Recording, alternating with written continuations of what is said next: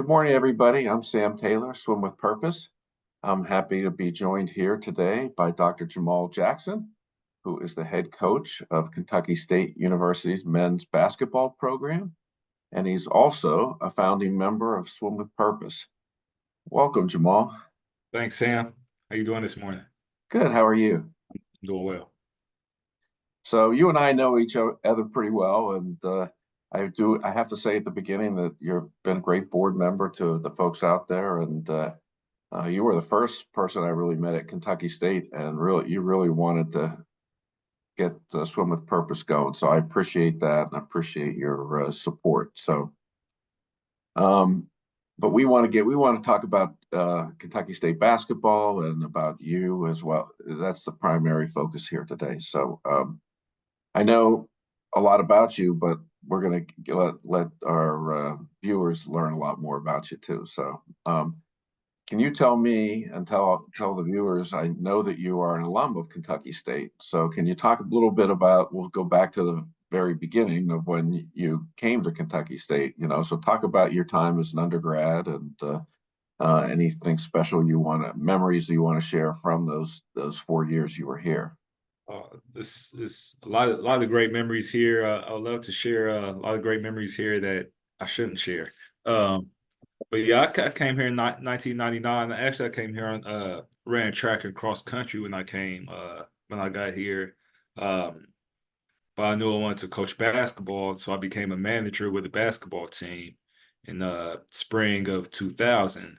So became a manager with them. Was a manager during that 2001 season. We won the conference championship. And following that, the our head coach ended up putting me on the roster. So along with still doing my managerial duties and all that, I played here as well. But even as a manager, I like I said, I wanted to coach. So I was in the gym. I was in the gym. I was in the coach's offices all day long. I forgot I was a student.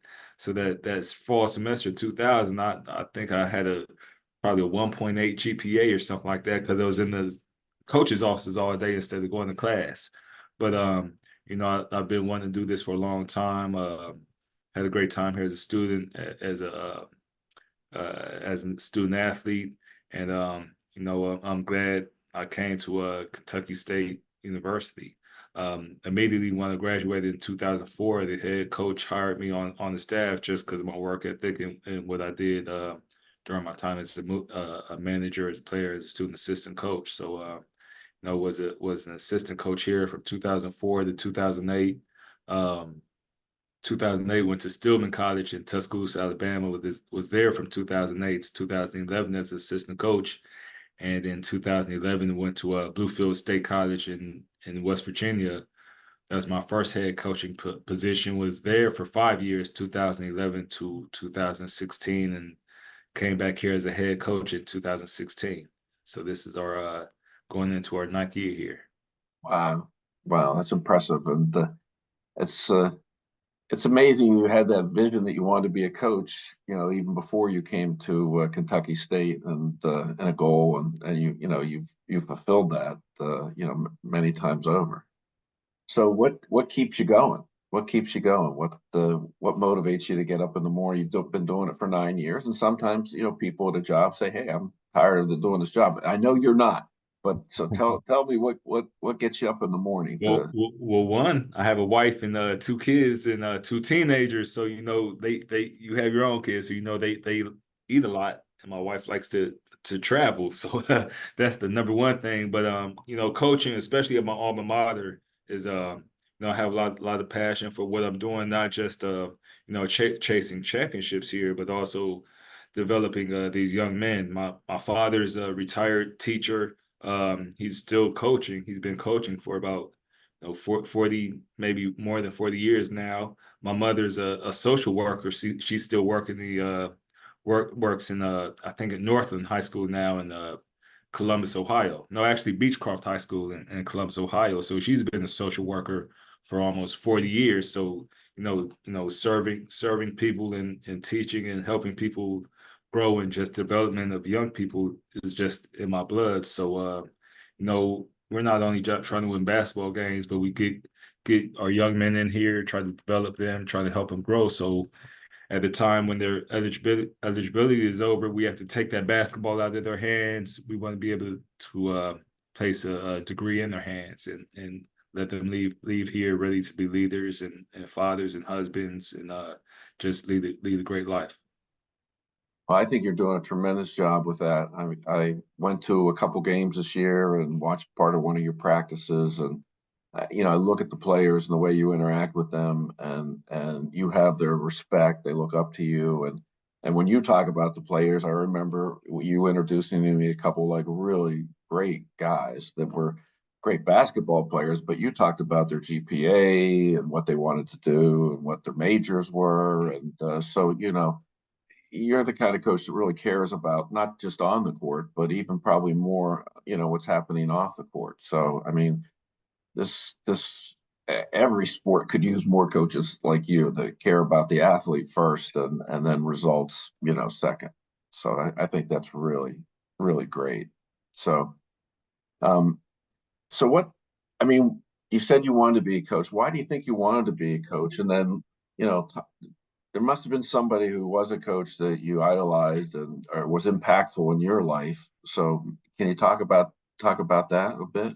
Well, like I said, my father is he's been coaching since I was born. So I grew up on the football field in the gym while he was at his practices. Me and my brothers would be running around the gym. So looking at him for my entire life, that's a primary reason I wanted to coach. And once I realized I wasn't going to make any money playing this game, coaching is the next best thing.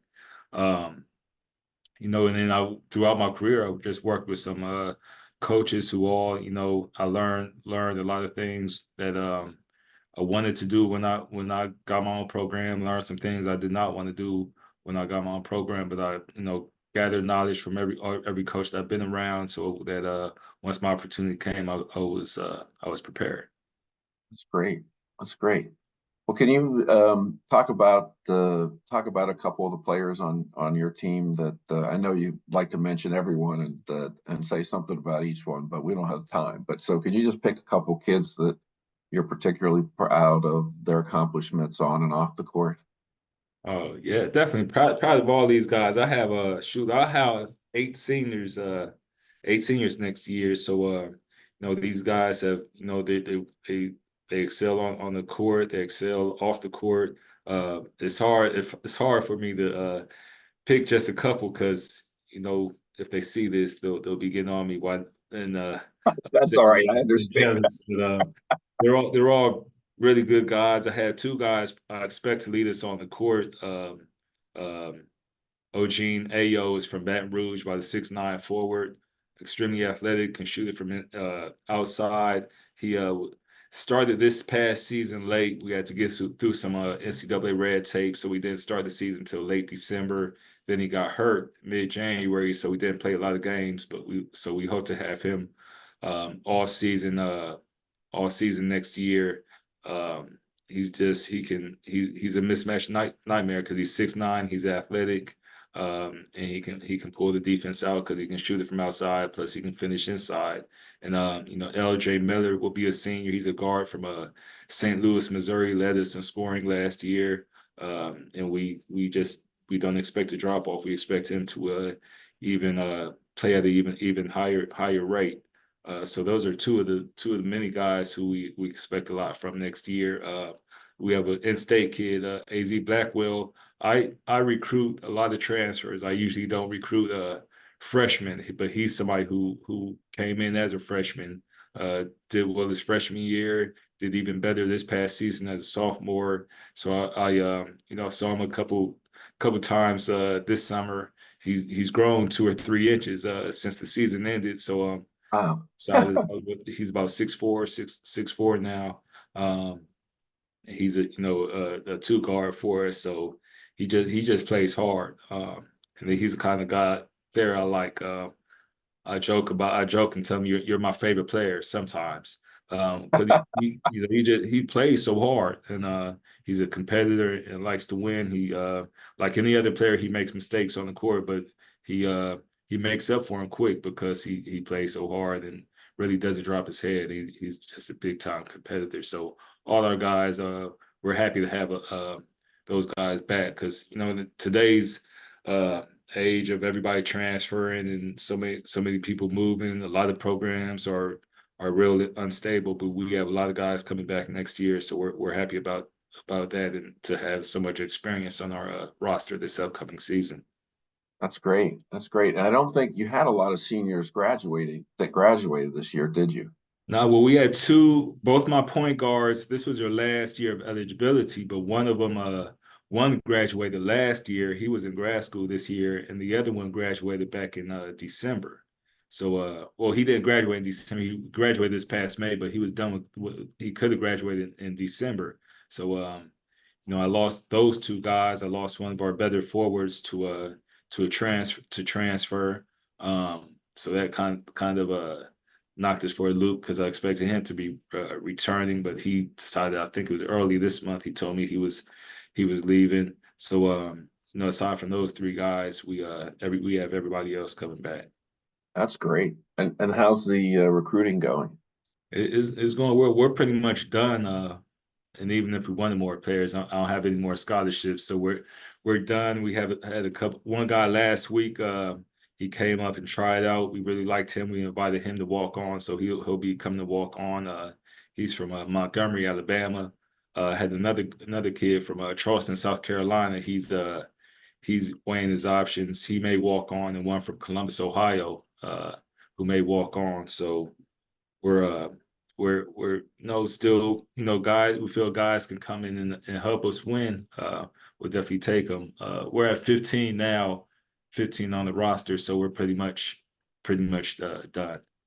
Yeah. So how many, not counting those three guys, how many new recruits do you have coming in this year? It'd be outside of those three, it'd be two, just two. Okay. Yeah, because you didn't have that many people leave. So Right. Yeah, gotcha. Yeah. So you got a lot of experience this year. That's great. Yeah, definitely. So switch off basketball for a second. I mean, I know that you're a family man, a great father, and have a lovely wife and two kids. I know your kids are great at sports, so you want to talk about your children and what sports they're involved with. So my son JT, he's even running around the gym. He'd be 3 and 4 years old running around the gym in Bluefield. I remember one of my assistants said he's fast, man. He's extremely fast, and I really hadn't noticed because until he said something. But JT, he's fast. He runs track, the 100, 200, and 400. He's won a few state championships in AAU. And he's going to ninth grade and plays football also. He's a running back and a defensive back on the football field. He's really excelling at both track and football. My daughter Layla also runs track. She runs the 400 and the 800. She used to run the 200, but we made her run the 800, which she doesn't like, but she's really good at. So she does really well also, and she plays volleyball. So she's volleyball on the track. My son is football on the track. So they have my wife running around all the time, and I try to take them to practice stuff when I'm not here at the gym or on the road. So they're involved in sports. My daughter, she does some everything though. She's an artist. She sings. She plays the trombone. She just was. I remember 5 or 6 years old, she was cutting up socks and stuff like that and making clothes for her Barbie doll. So whatever she wants to do, she does it pretty well. Then of course my wife, she works for the Council of Post-Secondary here in the state of Kentucky, and she's a senior associate for workforce development, and she also sings. She's a great singer. Thanks. She's a great singer. She sang the national anthem at Bashir's at the inauguration. Yeah. Yeah. Yeah, so that's impressive. So I want to say she's later this fall. She's going to supposed to go to Switzerland for about 2 weeks to do a tour out in Switzerland. So I'm kind of jealous about that. So, but proud of her. I guess that's where your daughter gets the musical ability from, right? No, they get all their abilities from me. So yeah, she I definitely believe gets it. that. She definitely gets it from her mother. Well, that's cool. Yeah. And I also know, Jamal, you're involved in other organizations besides Swim with Purpose. So you want to talk about a couple of the other organizations that you're involved with? Yeah, well, I'm part of the state Martin Luther King Jr. Commission, state commission, where we just we hold activities and do different things just to promote and espouse the values of Dr. Martin Luther King. Part of our the Frankfurt Parks and Boards Commission, where we just look at different ways we can help help the community as far as the parks and recreation. Um, Part of the Athletes in Action HBCU committee, where we just really try to work with and develop activities for HBCU coaches of all sports. Um, and there's some others. I'm the uh, Bluegrass Foundation Scholarship Committee, where we just review a lot of different scholarship applications and dole out some scholarships. And I'm sure there's some others I'm forgetting, but I'm just trying to be a positive part of our community. Well, you really are. I mean, you contribute so much to everything, to your coaching, to all those organizations, and I can especially speak for Swim with Purpose for all the great work you've helped do for us with us over the past year. So with all that stuff you had going on, when I walked into your office somebody said, you really need to talk to, I said, who should I have from my board on Kentucky State? Somebody said, you really need to talk to Jamal Jackson, Dr. Jackson. And so when I came in to talk to you, what made you interested and being so active with Swim with Purpose? If you could tell us a little bit about that. Well, I think it's just you talked about what you were trying to do, and you talked about our need for to get our pool, to refurbish our pool here at the Exim Center and get it back going. And your reasoning, you brought up the fact that we're the only indoor pool in Frankfurt. You have these swim clubs and going to Georgetown or Shelbyville or even Lexington just to have a swim practice. And then especially with us being HBCU here in Frankfurt, minorities have the highest drowning rate of especially African Americans have the highest drowning rate. We're HBCU. We're here in Frankfurt, and no pool to give lessons and teach people how to swim. Even as a student here, I remember pool parties here. I was a physical education major here, so I had a class there in the pool. It's non-existent. Even um, our senior citizens, like taking their laps in the morning and staying fit. They can't run, so they swim. They're not able to do that. So it's so many people missing out on having a pool here. Even this past week, my basketball camp was I hosted my basketball camp here at the Exim Center. Usually we like to, if not every day, at least one day go use the pool. The kids like to do that, but we can't even do that. So you expressed that we were lacking in the area. You expressed why you want to get it going, and you being a former student athlete yourself at Johns Hopkins and a college coach, I think we just hit it off. Yeah, definitely. I agree with that. And you were using the pool for rehab for your players, right? Yeah. We use it for rehab. We use it during conditioning, and we can't even do that anymore either. So when guys get injured and can't run or anything, can't bike, we would take them down to the pool. But it's so many ways we're missing out on not having a pool here. And you just seem like a guy who I'm somebody I don't like a lot of talk. Whatever, let's get a plan together, do what we need to do and get it going. And I think that's probably why we hit it off. You seem about that same way. Well, thank you. I think that you're a great guy, and I think we are cut from the same cloth in a lot of ways. We'll get it done, people, and let's not make a lot of fluff. Let's get things done. So I really appreciate having you on the board. I appreciate you taking time out of your schedule this morning because I know you're on your way to a basketball camp, right? After this. So Yes, tournament, high school tournament out in Shelbyville. So yeah. we So got, like I said, we have 8 seniors on the roster next year. So in 2025, we'll have to do a lot of recruiting and build a brand new team. So we're getting out here and finding some future thoroughbreds. there you go. Well, great. Well, safe travels and good luck. And again, thank you for all your help with Swim with Purpose. And look forward to seeing Kentucky State basketball next year and go get that conference championship this year. Yeah, yeah, that's the goal. That's the plan. Thanks, Sam. All right. Thank you, Jamal. Take care. All right, have a good one. You too. Bye.